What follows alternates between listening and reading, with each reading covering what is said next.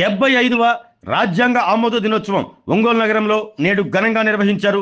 HCM college వద్ద గల doctor BR Ambedkar విగ్రహానికి ఒంగోలు శాసనసభ్యులు దామచల జనార్దన్ రావు, మాల కార్పొరేషన్ చైర్మన్ పెద్దపూడి విజయ్ కుమార్, జిల్లా కలెక్టర్ రాజాబాబు, అధికారులు, దళిత సంఘాల నాయకులు పూలమాలలు వేసి ఘనంగా నివాళులర్పించారు.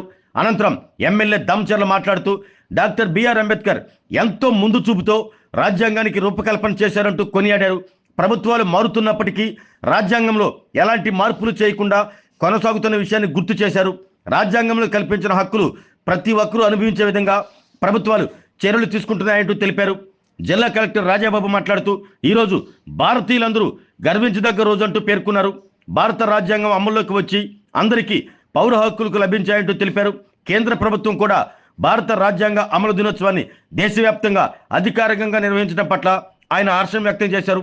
ఈ కార్యక్రమంలో జాయింట్ కలెక్టర్ గోపాలకృష్ణ, వడా చైర్మన్ షేక్ రియాజ్, ఒంగోలు నగర మేయర్ గంగాడ సుజాత, పలు శాఖల అధికారులు పాల్గొన్నారు.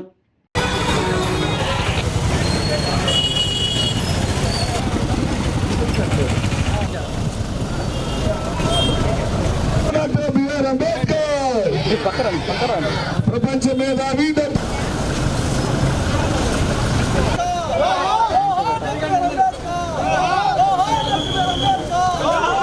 వాళ్ళు ఏని రిల్లు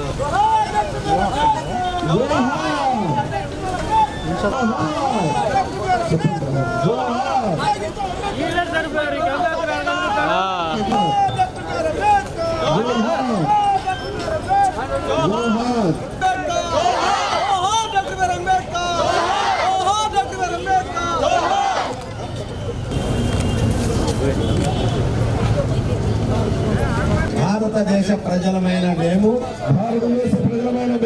భారతదేశాన్ని సర్వసత్తాక సామ్యవాద లౌకిక ప్రజాస్వామ్య గణతంత్ర రాజ్యముగా నిర్మించుకోవడానికి పౌరులందరికీ సాంఘిక ఆర్థిక రాజకీయ న్యాయాన్ని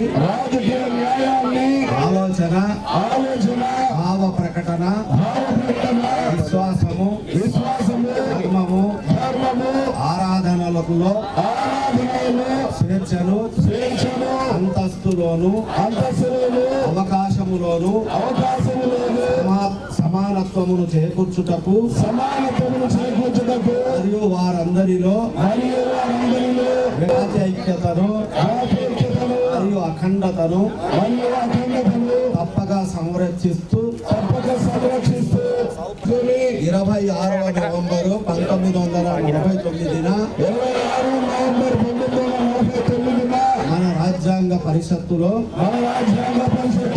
పరిగ్రహించి శాసనంగా రూపొందించుకున్న ఈ రాజ్యాంగానికి మాకు మేము సమర్పించుకుంటున్నాము. 1949 నవంబర్ 26న ఏదైతే రాజ్యాంగాన్ని ఆ రోజు ఆమోదం తెలిపి చేయటం జరిగిందో దానికి ఈరోజు 75 సంవత్సరాలుగా ఈరోజు ఎప్పుడైతే ఆ రోజు బిఆర్ అంబేద్కర్ గారు అదేవిధంగా కమిటీ ఎవరైతే మెయిన్ వాళ్ళంతా కూడా కూర్చొని మనకి రాజ్యాంగం వచ్చిన తర్వాత దానికి ఏ విధంగా మార్పులు చేయాలి, ఏ విధంగా ఉండే పరిస్థితుల్ని మనకి తీసుకొని రావాలి అనేది ఆ రోజు అంబేద్కర్ గారు వీళ్ళంతా కూడా ఆ రోజు చేయటం వల్ల ఈ రోజుకి అది కొనసాగుతుంది. అంటే వాళ్ళు ఎంత మంచి చూపుతోటి ఇక్కడ ఉండే ప్రజలకి ఏ విధంగా ఉన్నాయో కష్ట నష్టాలు ఇవన్నీ కూడా తెలుసుకొని ఆ రాజ్యాంగాన్ని అప్పుడు రూపొందించారు. ఆ రూపొందించిన దాంట్లో ఈ రోజుకి కూడా ఎక్కడా మార్పులు లేకుండా కొనసాగుతూ అన్ని విధాలుగా కూడా ప్రభుత్వాలు మారచ్చు, లేకపోతే అన్నీ ఏదైనా రావచ్చు, కానీ ఆ రాజ్యాంగంలోనే దానికి అనుకూలంగా వాళ్ళు చేసిన ఆ రోజు రాబోయే రోజుల్లో ఏ విధంగా ఉంటుందో అది గుర్తుపెట్టుకొని వాళ్ళు చేసిన రాజ్యాంగాన్ని ఈ రోజు కూడా అమలుపరుస్తున్నారు. కాబట్టి ఈరోజు మనం ప్రశాంతమైన వాతావరణంలో ఈరోజు అన్ని విధాలుగా కూడా ముందుకెళ్ళడం జరుగుతుందని చెప్పి కూడా మేము ఈ సందర్భంగా తెలియజేస్తూ ఉన్నాం. కాబట్టి అలాంటి ప్రముఖులు పెద్దలు అంతా కూడా వాళ్ళు ఎన్నో కులాలు, ఎన్నో మనుషులు, ఒక్కొక్క మనిషికి ఉండే పక్కపక్కన ఉండే వాళ్ళకు కూడా వాళ్ళకి వేరే ఆలోచనలు వేరే విధంగా ఉంటాయి. అలాంటిది అందరికీ ఈక్వలైజ్గా ఉండేటట్టుగా ఈక్వల్గా రాజ్యాంగంలో అందరికీ సమానంగా హక్కులు ఉండేటట్టుగా ఈరోజు వాళ్ళు చేసిన సేవలను మాత్రం మనం గుర్తుపెట్టుకోవాల్సిన అవసరం ఉంది.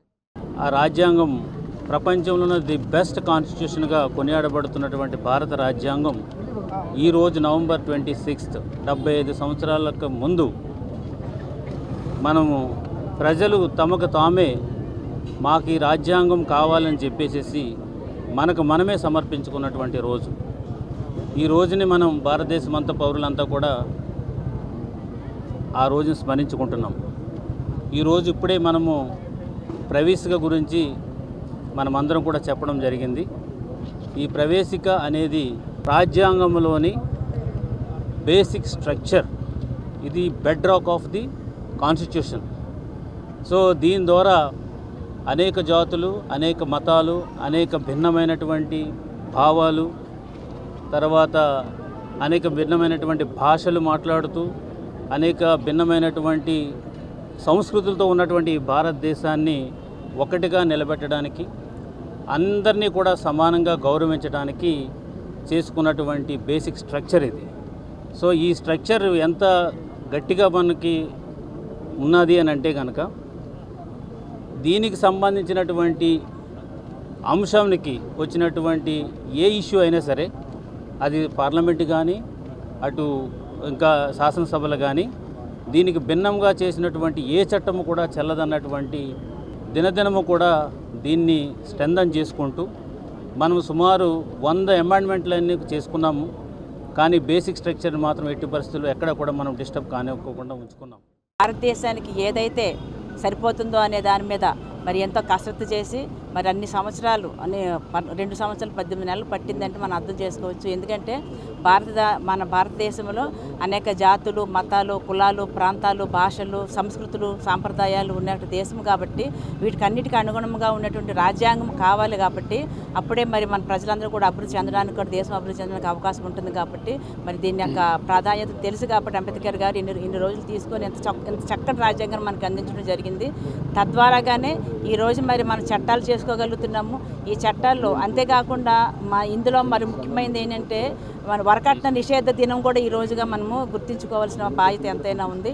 అలాగే మరి ప్రజలందరూ కూడా దీన్ని అనుకరించి చట్టం అందరికీ సమానం అని చెప్పడం కాదు, కానీ సమానంగా మనం ఎప్పుడైతే ఉంటుందో సమానత్వాన్ని సమాజ స్థాపనను పాటించడం కోసం అంబేద్కర్ చేసిన కృషి మనందరూ గుర్తించుకోవాల్సిందిగా కోరుతున్నాను. అంబేద్కర్ గారు 1949 నవంబర్ 26వ తేదీన రాజ్యాంగ కమిటీ డ్రాఫ్ట్మెన్ చైర్మన్గా పదవి చేపట్టారు. తర్వాత కరెక్ట్గా ఈ నవంబర్ 26వ తారీఖున అంబేద్కర్ రాజ్యాంగం ఆమోదించారు. కరెక్ట్గా 2 నెలల తర్వాత జనవరి 26వ తేదీన అంబేద్కర్ రాజ్యాంగం అమల్లోకి వచ్చింది. దాన్ని మనం రిపబ్లిక్ డే లేదా గణతంత్రం అంటాం. అంబేద్కర్ రాజ్యాంగాన్ని మార్చాలని కొంతమంది ప్రయత్నిస్తున్నారు. అది సరైనది కాదు.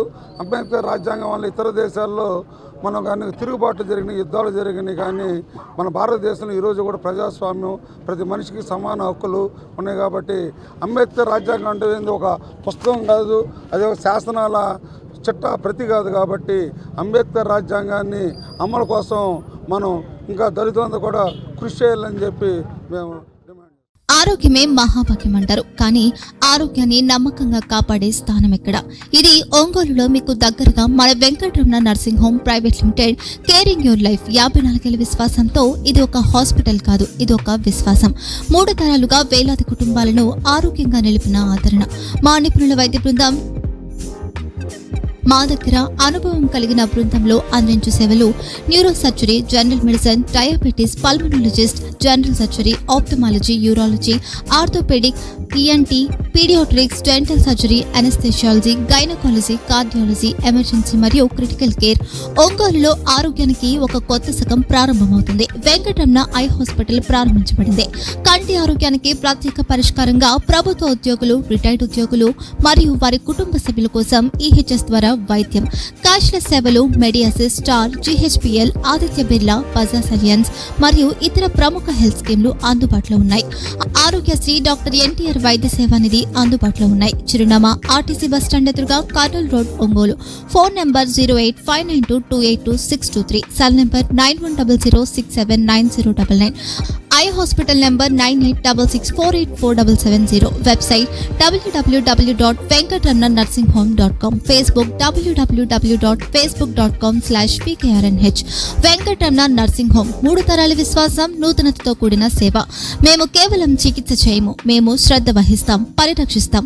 సేవ చేయడం మాకు ధ్యేయం.